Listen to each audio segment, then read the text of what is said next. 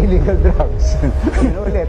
Ang sinasabayan ko yung mga English ko na kaibigan, sumobra. Sa 4 to 5 years ni BBM, yung sa dami ng inutang niya is almost the same amount sa 6 years ni President Duterte. So, ang laki pa din ng inutang ng Duterte admin, definitely compared to Pinoy. Pinakamataas na utang nung pumasok si Cory. Proud ka doon sa panahon ni Pinoy. Maganda nga yung pero wala naman siyang ginawa, di ba? Na matagal na po yung naumpisahan noon pang Mayor Inday Sara Duterte. Nagtataka kami bakit inangkin ng administrasyon ngayon. After a few years, yung nakapagtayo na tayo ng mga ilang buildings, doon nagumpisa na yung construction, and then here comes the DSUD wanting to take over. Dagdagan ang Balita News Update.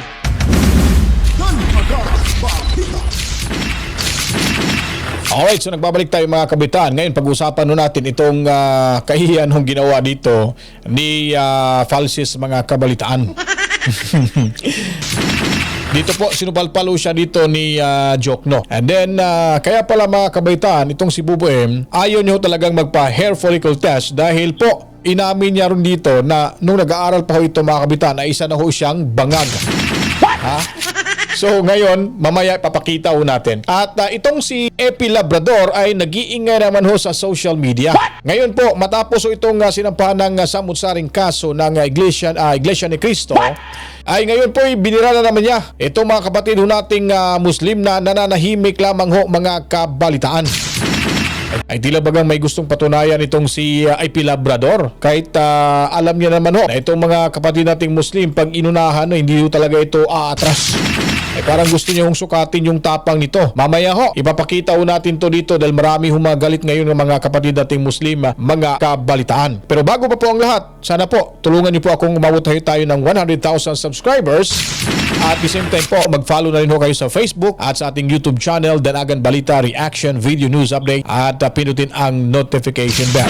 Dito muna tayo sa pag-amin ni Bubuem na siya ay isang addictus benedictus sa mga kabalitaan. Kaya ayaw niya pong magpa-hair follicle test dahil alam niya sa sarili niya ay positibo ho itong animal sa utot ng demonyo at pulbo ni Satanas sa mga kabalitaan. Ito po, panoorin natin ito. Natikim ka na ba ng illegal drugs? Yun ulit. Siyempre, nung nasa eskwela ako, kompleto lahat yan. Pero Yun. ang natutunan ko talaga nung nasa abroad ako, yung uminom eh. Dahil ang mga English, ang lalakas uminom. Kaya there was a time na medyo sumusobra yung naging ugali na sinasabayan ko yung mga English ko na kaibigan. Sumobra. Kaya natikim ka na ba ng illegal drugs? Sumobra ho. Kaya hindi lang ho pag-iinom yung inanuhin dito mga kabalitaan. No? Sumobra at ito nga, pumasok na ho itong pagsisingot sa pulbo ni Satanas sa mga kabalitaan. Okay, so ngayon po mga kabalitaan, ito namang hong si Epi Labrador, if I'm not mistaken, no? Si Epi Labrador mga kabalitaan. Ngayon po pinaghahanap na ho siya ng mga kapatid nating Muslim mga kabalitaan dyan sa mga kapatid nating Bangsamoro. Dahil yung BARM mga kabalitaan, hindi ko pa po ito na verify pero parang official yata to ng BARM kasi nakalagay ho rito BARM official website na siya po ay pinaghahanap. Ayon pa ho rito mga kabalitaan ang sino makakahanap kay Epi Labrador ay bibigyan ho ng pabuya. So ito po ay talagang sumisikip na ho yung mundo nitong animal na ito. Wala na ho itong parang rin itong si Mema mga kabalitaan Basta kahit ano sasabihin, basta nandyan lang ho yung sobre at saka itong maleta o Oscar kilo na mga kabalitaan. Sige, tira ng tira mga kabalitaan bira ng bira mga kabalitaan. Kaya ngayon, ewan ko kung saan ho ito nagtatago mga kabalitaan. Pero balang araw, ngayon hindi pa ho yan mahuli. Pero pag nahuli ho yan, sabi nga ng mga nakakatanda ho sa atin, kumbaga yung gantangan ng bugas. Ano bang Tagalog sa gantangan? Gantangan ng bugas. Pag mapuno na, talagang kakalisin na ho yun mga kabalitaan. Kaya ito, malapit na rin ho itong kalisin ng ating mga kapatid na Muslim mga kabalitaan. At ito po, yung pinaka-topic din ho natin, dalawa po, itong pamamahiya ho ni Jokno kay Falses. Abogado naman sana to, pero ewan ko kung sinong nagbibigay ng information yung mali-mali naman ho, mga kabalitaan. Dahil sabi niya rito, ayaw niyo hong tanggapin na yung pinakamaraming mataas na utang na iniwan ho sa ating bansa ay itong Aquino administration. Ngayon, talagang ini-insist nyo ho na mga Duterte ho talaga ang pinakamaraming utang. Totoo, pinakamaraming utang yung Duterte, pero tandaan nyo po, humarap po tayo sa nakakatakot na COVID-19 pandemic, mga kabalitaan. Ito po, panoorin natin kung paano sinupalpal ho itong baklang ito, mga kabalitaan ni Jokno. Sir, sorry, baka magalit ang mga manonood. I have to ask this question. Panahon ni Duterte, madami din tayong inutang, hindi po ba? Hindi po ba yung utang na binabayaran natin ngayon galing sa panahon na ni President Duterte? Hindi naman. Kasi, Hindi lahat. pero Accumulated. ang pinakamataas na utang nung pumasok si Cory. So, noon natatanda ko talagang Yeah. wala kaming magawa dahil napakalaki ng utang. tsaka galing kasi tayo napababa sa- na natin Oh, yeah. yan to Kasi nasa IMF tayo, World Bank, di ba? Napababa na natin yan to 39.5 as a share of GDP. Yeah. Hindi na masama yan, ha? Kasi- in fact, that's the envy of many countries. Kasi globally, pag tinignan mo yung global debt versus yung global GDP, it's 95%. 95%. Kasi- Hindi naman masamang manghiram ng pera eh. Of course. Kung ang return on investment, halimbawa, meron kayo isang project na magbibigay sa'yo ng 20% return, and manghihiram ka 3%, it makes a lot of sense. Again, it goes back to quality of spending. Correct, If the project is paying for itself, then it's not really a debt. Correct, It's a debt, but it's not a bad Mas malaki pa nga utang ng US and Japan eh. Ang US, Bakit US mayaman about sila? 110, Japan is China. about 250. Yeah. I'm just forgetting my statistics kasi, Sek, pero if I recall correctly, sa 4 to 5 years ni BBM, yung sa dami ng inutang niya is almost the same amount sa 6 years ni President Duterte. So, I agree, mas madaming inuutang ngayon. Pero, ang laki pa din ng inutang ng Duterte admin, definitely compared to Pinoy. Pero dumaan tayo sa pandemic eh. Yun ang sinasabi ho natin dumana nga sa pandemic. Ayaw talagang tantanan itong mga Duterte, mga kabitan, itong baklang ulang kwenta. Buwisit na buwisit siya siguro dito, no? Pinagtutulungan ho siya ng tatlo. Kasi yung bunganga ho kasi nito, para bagang may sinubo ho.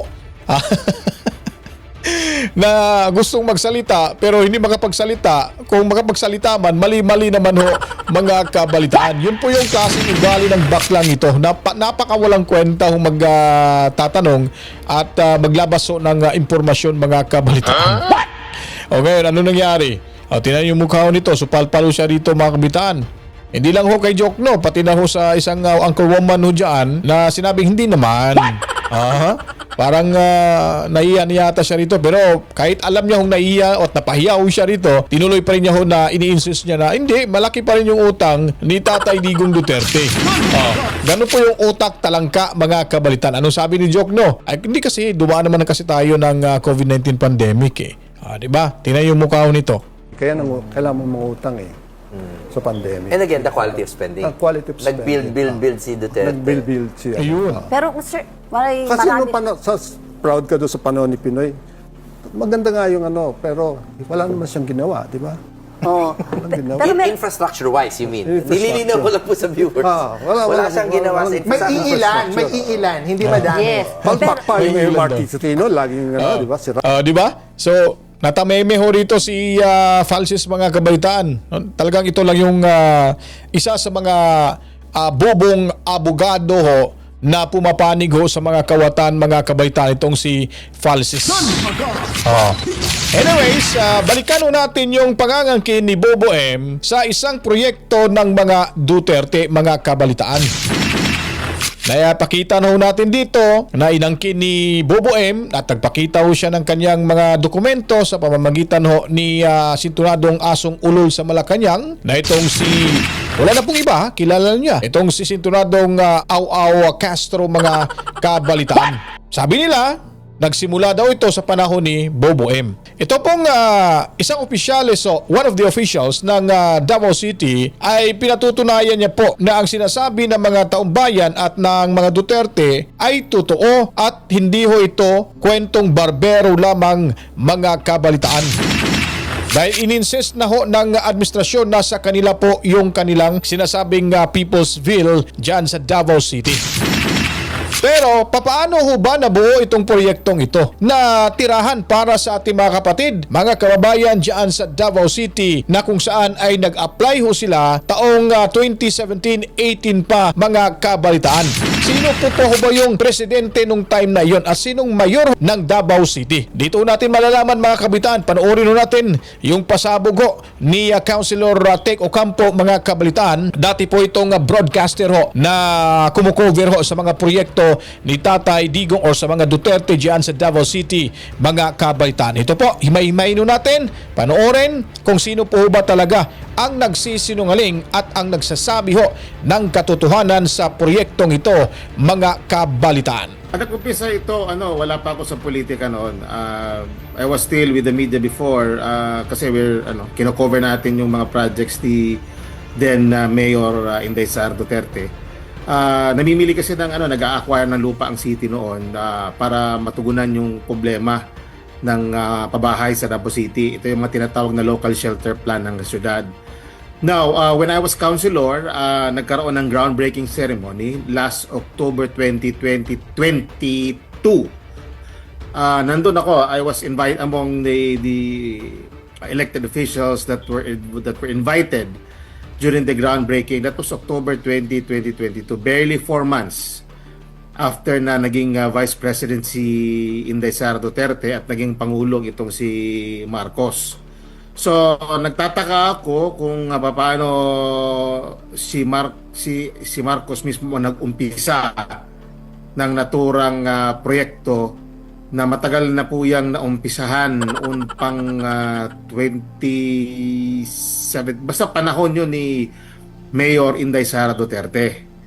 So when it was yung nandun na yung mga budget na ilaan na, it was still under the Socialized Housing Finance Committee or SHFC. Doon sinagawa ang groundbreaking sa Barangay Riverside, Kalinan, Davao City no October 20. We were there. And nakapag-speech nga kami. Napakaraming napakaraming barangay attendees ang dumating kasi natutuwa yung mga barangay kasi mabibigyan yung kanilang mga constituents ng pabahay from all over the city. Karamihan dyan sa mga coastal areas, yung mga nakatira sa mga danger zone, itong mga palaging natatamaan ng monsoon waves, nababahaan, yung mga landslide prone areas, pati na yung mga informal settlers natin. So they were there and they were very happy na meron ng ganun na pabahay. So originally, it was really the plan of the city government of Davao to our local shelter plan. So nagtataka kami bakit inangkin ng administrasyon ngayon. Siguro dahil pumasok sila. Kasi ganito yan, just to set the record straight, when going to the papunta na ng last term ko, during my the later part of my first term, I was also the chairperson of the Committee on Socialized Housing. So medyo may knowledge ako dyan dahil nagkakaroon kami ng series of meeting from DSUD, from Department of Human Settlements. Nakakaroon yung dating regional director nila, si Attorney Palmahil. Nakakaroon kami ng mga engagement yan because gusto nila na maki-partner ang city. Parang ipirma ata, gusto nilang pumirma na memorandum of agreement si Mayor Baste for the 4PH program ni Marcos, which hindi namin sinang-ayunan. Kasi sabi namin, project namin yan at kailangan naming tapusin. Pero lumalabas na pinipilit nila na gusto nilang ipasok yung 4PH. So, there were series of meetings dun sa nangyari. And one of that meeting, napag-usapan namin yung tinatawag na escrow funds. Ito escrow funds kasi, ito yung share ng developer. Every developer na magtatayo ng mga subdivision sa Davao, lalo na kung mga high-end, meron silang dapat mga 5%, no? 15 and 5%. Ayusin lang natin yung linya ng komunikasyon natin. Naririnig na ako? Yes po, Counselor. Okay. So yun, so nagkaroon ng mga series of meetings, and yun nga, together with DSUD, kasi ang gusto nila na pumirma ang si Mayor ng Memorandum of Agreement para nga doon sa 4PH. Kasi ganito, kailangan namin magamit yung escrow funds namin. Itong escrow funds, ito yung share ng mga developer na magtatayo ng mga subdivision sa Davao City. So mga 5%, 5% yung kanilang dapat na ibibigay, ano yan, para yan sa socialized housing. Kung hindi man sila gagawa ng socialized housing para sa mga informal settler natin o mga less fortunate natin, magbibigay sila ng pera, magdideposito sila ng pera. Ang hahawak ng pera, itong DSUD, Department of Human Settlements, no? Nasa kanila yon. Ang gagawin lang supposedly ng city, pag meron kaming project, may project ang city government na makita and then maaprubahan natin, so hihingi namin, kukunin namin yung pundo na yon from DSUD para ma-utilize namin yun to implement our own project. Yun yun ang essence noon, yung escrow funds. By way of a resolution sa council, through the housing committee, socialized housing committee, by way of a resolution, pwede namin gamitin sana yung pondo para matapos namin yung naumpisahan. Alam mo yung nag-groundbreaking nga nung October 20, 2022. Kasi marami na naitayo na. Lilinawin ho natin to mga kabalitan. Sinasabi ho rito ni Councilor Teco Campo na bago ho nagkaroon ng groundbreaking ceremony mga kabalitan noong way back October 20, 2022, may mga buildings na daw na nakatayo. So ito patunay, sa madaling sabi, ang proyektong ito ay sinimulan ho talaga ng mga Duterte. Lalo na itong si VP Sara Duterte sa panahon na siya po ay mayor ho dyan sa Davao City. Yun po ang malinaw. Hindi po proyekto ito ni Bobo M. Kumbaga, ito yung sinasabi ho nilang panggagrab ho dahil pinipilit nilang ipasok yung 4 HP ba yung project nila na hindi pumirma at pumayag itong officialis ng Davao, local government unit ng Davao, lalo na itong mayor na si Mayor Basti Duterte. Pero pinipilit pa rin nila na ipinapakita niya sa taong bayan na may project ko sila, may mga buildings na, pero hindi ho silang gumastos rito. Kundi yung counterpart ho ng Davao City or local government ho ng Davao City, mga kabalitan. Yun po yung malinaw Yun po yung malinaw na sila lamang ho ay pumasok at ipinagpatuloy lamang na ay proyekto nila. Pero ang katotohanan, hindi ho ito idea ho ng Bobo M administration, mga kabalitaan. Dahil wala ho silang proyektong masasabi ho nating ligasiya ni Bobo M, at para makatipid at may bulsa yung natitirang pera ho, ito ay sinasakyan ng Bobo M administration ang proyekto ho ng Duterte, yung tinatawag nilang People's Ville, mga kabalitaan. 4PH project ni PBBM. Hindi kami pumayag kasi una-una, kami nag-umpisa at project po namin yon. So, kailangan naming gamitin yung natitirang pera, yung nandun sa escrow funds, para mapatuloy yon. Pero hindi nila, parang ayaw nila. So, they took over. Parang tingin ko talagang pinilit nila yung 4PH. Yun. Kaya ginawa nila yon. Opo, pero yun kung ang malinaw tatanungin dyan, nyo mga kami, kabalitaan. sino nag-umpisa, klaro naman masyado na ang syudad nag-umpisa 2017. More or less, no? 2017, 2018 nag-start yung project na yan, at nagkaroon lang ng groundbreaking, nagkaroon ng funding noong October 20, 2022. 4 months after nanalo bilang Vice Presidente si Inday Sara Duterte at Pangulong itong si Marcos. So that is the real story. So they can show all the documents that they of course they can provide all the necessary documents and all the permits that they can show to the people, but it does not erase the fact that Davao City started it all. Opo, kung 2022 at 4 na buwan after niyang manalo, so hindi tumutugma itong sinasabi ni Undersecretary Castro, quote and quote, ang proyektong ito ay pinagplanuhan, trinabaho ng kasalukuyang administrasyon ni Pangulong Marcos Jr. Kasi kung iisipin mo, 4 months lang, ang bilis naman nakapag-isip ni PBBM para magtayo nga dito, and maraming mga social media post na nakamask pa nga ang yung sa pag-inaugurate, even before pa nanguna si Mayor Baste, panahon ni VP Sara. So medyo hindi tumutugma, Councilor. Post-pandemic yun That was post-pandemic. After, a few months. Lahat pa nga kami nag-face mask noon. Kasi meron pa rin yung threat sa pandemic at that time. So we were there. Nagpagsalita ako and I was congratulating the city, si Vice President Sara Duterte, Mayor Baste, for this success, kaya nagkaroon na talaga ng groundbreaking doon sa Barangay Riverside sa Kalinan. So yun nga, after a few years, yung nakapagtayo na tayo ng mga ilang buildings doon, nagumpisa na yung construction, and then here comes the DSUD wanting to take over. Yung lupa po, yun Councilor, kanino pong lupa yon? Sa city ata, if I'm not mistaken, sa city ang nag-procure nun. Siyudad ng Davao yun.